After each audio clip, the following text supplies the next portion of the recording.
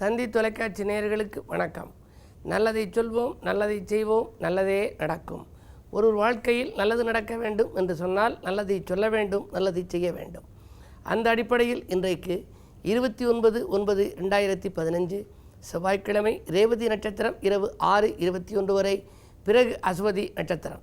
இன்றைக்கு நான் உங்களுக்கு சொல்ல இருக்கிற நல்ல கருத்து, தோஷங்களை எல்லாம் சந்தோஷமாக்க வழி என்ன? ஜாதகத்தில் ஒவ்வொருத்தருக்கும் பலவிதமான தோஷங்கள் இருக்கும். தினத்தந்தியில் வெள்ளி மலர்னு ஒன்று வருது, வெள்ளிக்கிழமை தோறும் வருகிற வெள்ளி மலர். அதில் நல்ல காலம் வந்தாச்சுன்னு ஒரு பகுதி. அந்த பகுதியிலே வருகிற கேள்விகளுக்கெல்லாம் நான் பதில் கொடுப்பது வழக்கம். நிறைய ஆயிரக்கணக்கான கேள்விகள் வந்து கொண்டிருக்கின்றன. அதிலே பலரும் என்ன சொல்வார்கள், என்னுடைய ஜாதகத்திலே காலசர்ப்ப தோஷம் இருப்பதாக சொல்கிறார்களே, என்னுடைய ஜாதகத்திலே களத்திர தோஷம் இருப்பதாக சொல்கிறார்களே, அதற்கு என்ன வழி, எந்த தெய்வத்தை வழிபாடு செய்வது என்று கேட்பார்கள். எல்லோருடைய ஜாதகங்களிலும் யோகங்களும் இருக்கும், தோஷங்களும் இருக்கும். அவற்றை நாம் எடை போட்டு பார்க்க வேண்டும். ஒரு ஜாதகத்தை எடுத்துக்கொண்டால் அதிலே சர்ப்பதோஷம் இருக்கலாம், மாங்கல்ய தோஷம் இருக்கலாம், இப்படி இருக்கலாம். ஒரு சிலருக்கு யோகங்களாகவே இருக்கும். பொதுவாக காலசர்ப்ப தோஷம் என்கிற நாகதோஷம், களத்திர தோஷம், புத்திர தோஷம், மாங்கல்ய தோஷம், பிரம்மகத்தி தோஷம், பிதிர் தோஷம், ஆயுள் தோஷம், சயன சுக தோஷம், சொத்துக்களால் தோஷம், செல்வநிலை குறைவால் தோஷம், இப்படியெல்லாம் வருகின்ற வாய்ப்புகள் பலருக்கும் உண்டு. பாவகிரகங்கள் பலம் பெற்றிருந்தால் இப்படி தோஷங்கள் வரும். அதே நேரத்தில் பாக்கியஸ்தானம் வலிமை இழந்திருந்தாலும் தோஷங்கள் உருவாகும். அது மட்டுமல்ல, ஒருவர் ஜாதகத்தில் சாதகாதிபதி வலுத்திருக்க வேண்டும், பாதகாதிபதி வலுவிழந்திருக்க வேண்டும். ஆனால் ஜாதகத்திலே பாதகாதிபதி தான் பலருக்கும் வலுத்திருப்பார்கள். சாதகாதிபதி அதற்கு எது ஜாதகம் செய்ய வேண்டுமோ அந்த சாதகம் செய்கிற கிரகம் வலுவிழந்திருக்கும். இப்படியெல்லாம் இருந்தால் அவர்களுக்கு இந்த தோஷங்களால் பாதிப்புகள் ஏற்படும். இப்படிப்பட்ட தோஷங்களையெல்லாம் சந்தோஷமாக மாற்றுகிற வழிதான் விதியை மாற்றுகின்ற வழி அல்ல, விதியை வெல்லுகின்ற வழி அல்ல, விதியின் வலிமையை குறைக்கின்ற வழி. சில பேர் விதியை வெல்ல முடியுமான்னு கேட்பாங்க. விதியை வெல்ல முடியாது. விதியை வெல்லலாம் என்பதே உன் விதியாக இருக்குமானால் நீ அந்த விதியை வெல்லுவாயின்னு சொல்லி கவியரசு கண்ணதாசன் ஒரு முறை என்னிடம் சொன்னார். ஆகையினாலே நாம் விதியை வெல்ல முடியாது, விதியினுடைய கடுமையை குறைக்கலாம். இப்படி தோஷங்கள் இருந்தால் அந்த தோஷங்களுக்குரிய ஆலயங்களுக்கு சென்று நாம் வழிபாடுகளை மேற்கொள்ளலாம். இன்றைக்கு உரிய ராசியை பாருங்கள். இன்றைக்கு உரிய ராசி கட்டத்திலே இன்றைக்கு ஒரு பிள்ளை பிறந்தால் சூரியனோடு அவருக்கு ராகு இருக்கிறது கன்னி ராசியிலே.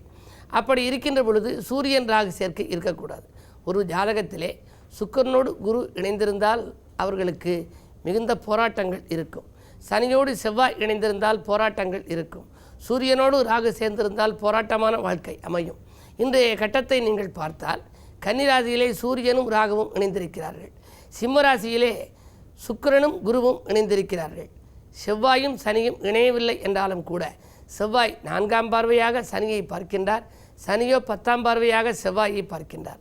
ஆகையினால இப்படிப்பட்ட போராட்டமான வாழ்க்கை அமைகின்ற பொழுது போராட்டமான வாழ்க்கை மாற வேண்டும் என்று சொன்னால் அதற்குரிய ஸ்தலங்களை நாம் தேர்ந்தெடுத்து வழிபாடு செய்ய வேண்டும்.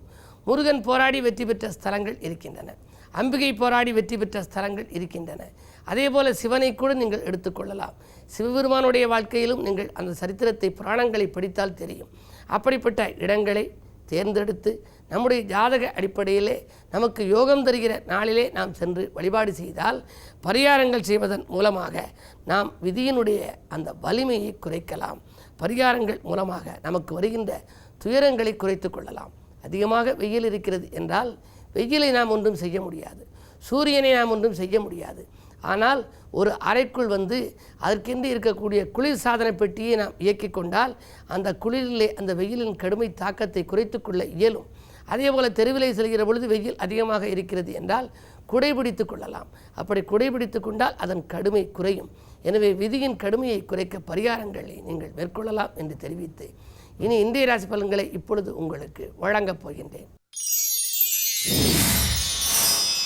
மேசராசி நேயர்களே, சகிப்புத்தன்மையால் சாதனை படைக்கும் நாள் இந்த நாள். தனவரவு நிறைய வந்தாலும் கூட செலவு இருமடங்காக போகின்றது. உங்கள் ராஜநாதன் செவ்வாயோடு விரையாதிபதி இணைந்திருக்கிறார். எனவே குழந்தைகள் நலன் கருதி ஒரு தொகையை செலவிடுவீர்கள். குடும்ப முன்னேற்றம் கருதியும் ஒரு தொகையை செலவிடும் சூழ்நிலை உண்டு. 8ஆம் இடத்திலே சனி இருப்பதால் ஆரோக்கிய தொல்லை அதிகரிக்கும். ஒரு தொல்லை மாறியதும் மற்றொரு தொல்லை வந்துவிட்டது என்று கவலைப்படுவீர்கள். எப்பொழுதுமே உடல் ஆரோக்கியம்தான் தேவை.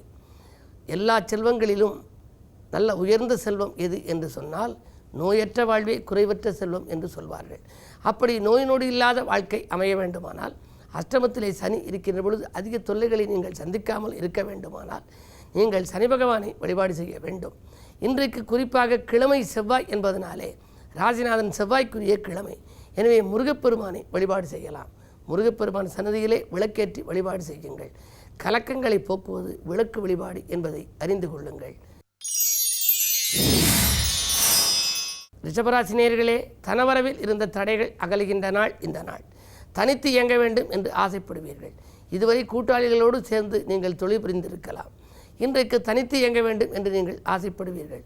உங்கள் ஆசை நிறைவேறும் விதத்திலேயே கிரகநிலைகள் சாதகமாக இருக்கின்றன. என்ன இருந்தாலும் பாக்கியஸ்தானத்திலே, அதாவது பஞ்சமஸ்தானத்திலே சூரியனும் ராகுவும் இருப்பதால் பிள்ளைகளால் விரயங்கள் ஏற்படும். பிள்ளைகளை உங்கள் மேற்பார்வையில் வைத்துக் கொள்வதுதான் நல்லது. பல பணிகள் பாதியில் இருக்கிறதே என்று கவலைப்படுவீர்கள். புதிய ஒப்பந்தங்கள் மாலை நேரத்தில் வந்து சேரலாம். மிதுனராசி நேயர்களே, எதிர்பார்ப்புகள் நிறைவேறும் நாள். எல்லை மீறி பழகியவர்கள் கூட உங்களுக்கு எதிரியாக போகிறார்கள். எனவே நீங்கள் பழக்கத்திலே கொஞ்சம் கவனம் செலுத்துங்கள். கடன் சுமை குறைவதற்கான வழி பிறக்கும். செய்தொழிலே ஓரளவு லாபம் கிடைத்தாலும் கூட 6ஆம் இடத்திலே சனி இருப்பதால் அதை விட்டுவிட்டு புதிய தொழில் தொடங்கும் எண்ணம் ஒரு சிலருக்கு மேலோங்கலாம். இடமாற்றம், வீடு மாற்றம், நாடு மாற்ற சிந்தனை கூட உங்களுக்கு உருவாகலாம். அரசியல் மற்றும் பொறுப்பில் இருப்பவர்களுக்கு திடீரென உங்களுடைய பொறுப்புகள் மாறலாம். என்ன இருந்தாலும் இன்றைக்கு கிழமை செவ்வாய் என்பதனாலே முருகப்பெருமானை வழிபாடு செய்யுங்கள். முன்னேற்றத்தை வரவழைத்துக் கொள்ளுங்கள். கடகராசினியர்களே, உடன்பிறப்புகளின் வழியே ஒத்துழைப்பு கிடைத்து மகிழும் நாள். கூட பிறந்தவர்கள் உங்களுக்கு ஒத்துழைப்பு செய்வார்கள். கூடுதல் லாபம் வருவதற்கும் வழிவகுத்து கொடுப்பார்கள். உயர் அதிகாரிகளை அனுசரித்துக் கொள்வதுதான் நல்லது. ராசிநாதன் சந்திரன் 9ஆம் இடத்தில் இருக்கின்றார். எனவே ஒளிமயமான எதிர்காலத்திற்கு உத்தரவாதம் கிடைக்கப் போகின்றது. நீண்ட நாள் ஆசை நிறைவேறும். நிகழ்கால தேவைகள் பூர்த்தியாகும். கடல் பயண வாய்ப்புகள் கூட ஒரு சிலருக்கு கைகூடலாம். சிம்மராசினியர்களே, ஏமாற்றங்கள் அகல எதிலும் விழிப்புணர்ச்சி தேவைப்படும் நாள். ஏனென்று சொன்னால் இன்றைக்கு சந்திராஷ்டமம். இனம் புரியாத கவலை மேலோங்கும். கூட இருப்பவர்களாலும் தொல்லை, கூட பிறந்தவர்களாலும் தொல்லை ஏற்படலாம். விரயங்கள் அதிகரிக்கிறதே என்று கவலைப்படுவீர்கள். பயணங்களை மாற்றியமைத்துக் கொள்வதுதான் நல்லது. உடல்நலத்திலும் கொஞ்சம் கூடுதல் கவனம் செலுத்துங்கள். கன்னிராசினியர்களே, விட்டு கொடுத்து செல்ல வேண்டிய நாள். வீடு மாற்றம், ஊர் மாற்றம் பற்றிய சிந்தனைகள் மேலோங்கும். விரயாதிபதியான சூரியன் உங்கள் ராசியில் இருப்பதால் விரயங்கள் அதிகரிக்கும். பாதியில் இந்த பணி மீதியும் தொடரவில்லையே என்று கவலைப்படுவீர்கள். அரசியல்வாதிகளால் உங்களுக்கு ஆதாயம் இதுவரை கிடைத்திருக்கலாம். இன்று தினம் அரசியல்வாதிகள் உங்களுக்கு அனுகூலமாக நடந்து கொள்வார்களா என்பது சந்தேகம்தான். இன்று மாலை நேரத்தில் வரும் பயணங்களை நீங்கள் ஏற்றுக்கொள்வதா வேண்டாமா என்று சிந்தித்து பாருங்கள்.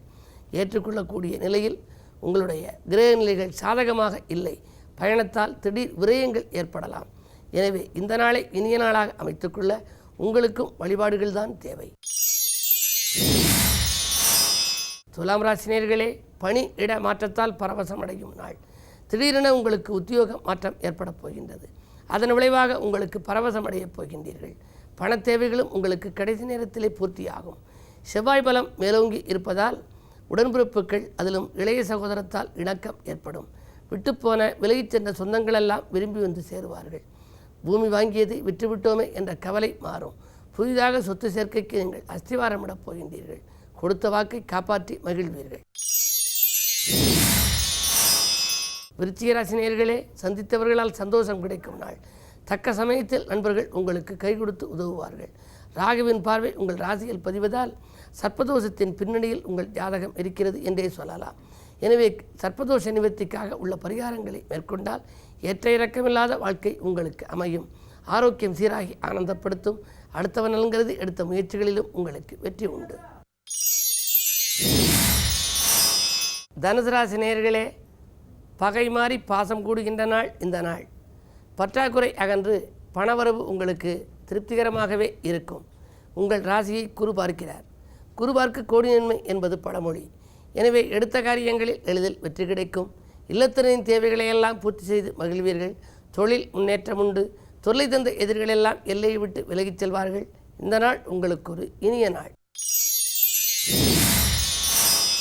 மகர ராசி நேயர்களே, பொதுநல ஈடுபாடு அதிகரிக்கும் நாள்.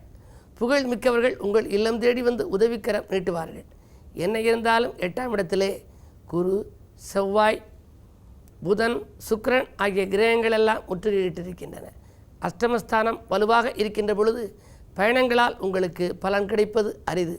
அலைச்சல் கூடலாம், ஆதாயம் குறைவாகவே இருக்கும். பல பணிகள் பாதியில் நிற்கிறதே என்று கவலைப்படுவீர்கள். குடும்பத்தினரின் குறைகளையெல்லாம் நீங்கள் நிவர்த்தி செய்யக்கூடிய ஒரு சூழ்நிலை இப்பொழுது உருவாகும். மாற்று மருத்துவத்தால் உடல்நலத்தை சீராக்கிக் கொள்ளுங்கள். கும்பராசினியர்களே, உறவினர்களின் சந்திப்பால் உள்ளம் மகிழும் நாள்.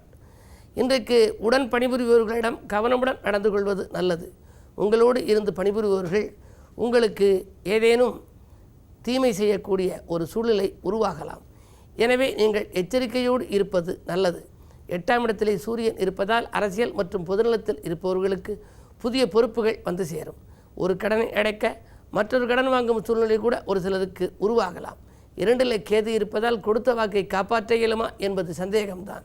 விரயங்கள் கூடுகிறதே என்று கவலைப்படுவீர்கள். என்ன இருந்தாலும் இன்றைக்கு கிழமையின் அடிப்படையில் செவ்வாய் என்பதால் வள்ளிமணாளனை வழிபட்டு வளர்ச்சியை கூட்டிக் கொள்ளுங்கள். மீனராசினியர்களே, இன்றைக்கு உங்கள் ராசியிலேயே கேது சஞ்சரிக்கின்றார், சந்திரனும் சஞ்சரிக்கின்றார்கள். எனவே மன அமைதி கொஞ்சம் குறைவாகவே இருக்கும். தொட்ட காரியங்கள் வெற்றி பெற வேண்டுமானால் துணையாக இருப்பவர்களை நீங்கள் கொஞ்சம் அனுசரித்து செல்ல வேண்டும். புதிய ஒப்பந்தங்கள் ஓரளவு வந்து சேரும் என்றாலும் கூட கையெழுத்திடும் பொழுது கலக்கங்கள் ஏற்படலாம். ஆரோக்கிய தொல்லையும் உண்டு. அடுத்தவன் நலங்கிறது எடுத்த முயற்சிகளிலும் ஓரளவே உங்களுக்கு ஆதாயம் கிடைக்கலாம். திடீரென ஒரு சிலருக்கு உத்தியோகத்தில் இருப்பவர்களுக்கு நீண்ட தூர மாறுதல்கள் கூட கிடைக்கப் போகின்றது. என்ன இருந்தாலும் இந்த நாளை இனிய நாளாக நீங்கள் அமைத்துக்கொள்ள வழிபாட்டில் தான் கவனம் செலுத்த வேண்டும். உங்கள் ராசிக்கு 6ஆம் இடத்திலே 4 கிரகங்கள் இருக்கின்றன. எதிர்ப்பு, வியாதி, கடன் எனப்படும் இடம் மிகுந்த வலுப்பெறுவதால் உங்களுக்கு எதிரிகளின் தொல்லையும் இருக்கலாம், கடன் சுமையும் கூடலாம். எனவே கிழமையின் அடிப்படையில் முருகப்பெருமானை வழிபட்டு முன்னேற்றத்தை எல்லாம் வரவழைத்துக் கொள்ளுங்கள். மேலும் விவரங்கள் அறிய தினத்தந்தி படியுங்கள்.